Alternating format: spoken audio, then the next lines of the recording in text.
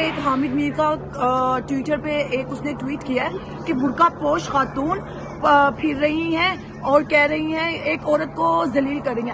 آپ مجھے یہ بتائیں وہ عورت جو ملک کا سارا پیسہ کھا گئی, ملک ڈوب رہا ہے وہاں پر, اور یہاں پر یہ لوگ عیاشیاں مار رہے ہیں اس طرح سے سب سے مہنگی جگہ پر جا کر کوکس پی رہی ہیں, اور جن کو ذرا بھی پڑا, دو ہزار پاکستان کی عوام کو ان پہ احسان کر دے رہی ہے, انہی کے ٹیکس کا پیسہ یہاں پہ عیاشیاں مار رہی ہے. تو یہ کیسے پاکستان کی عوام سے بچ سکتے ہیں؟ آپ لوگ کیوں نہیں سمجھتے اس چیز کو؟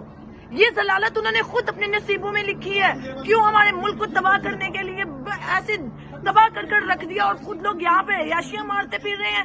ایک ہفتے میں 10 دن کے اندر یہ دوسرا ٹور ہے اس کا, اپنے وہ 70 کی کابینہ کو لے کر یہاں پر آیا ہوا ہے. دوسرا ٹور یو کے کا, امریکہ لے کر جا رہے ہیں ان کو. کتنا پیسہ خرچ ہوا ہے؟ عمران خان کو کہتے ہیں جو جلسوں پہ لگا رہے ہو وہ عوام پہ لگاؤ, تم اپنی عیاشیوں پہ جو لگا رہے ہو وہ عوام پہ لگاؤ نا. کیوں نہیں ہم لوگ ان سے پوچھیں گے؟ ہمارا ٹیکس کھا رہے ہیں, ہمارا حق انہوں نے لیا ہے, ہمارا حق چھینا ہے انہوں نے. ہمارا حق چھیننے کے بعد ہم میں ایسے کھل کر کیسے پھر سکتے ہیں؟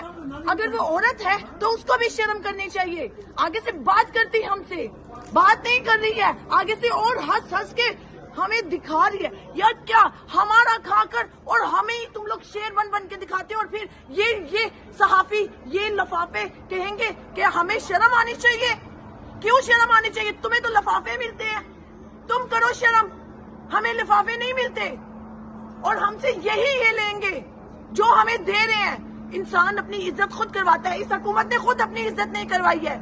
ہم سے عزت کی توقع رکھتے ہیں, اور یہ سب جو کہہ رہے ہیں کہ ہمیں ایسا نہیں کرنا چاہیے, یہاں پہ ایسے کھلے پھریں گے اور ہمیں ہنس کے ہمیں اور فیل کروائیں گے کہ تم لوگ جانور ہو, تم لوگ کچھ نہیں کر سکتے. کیوں نہیں کر سکتے؟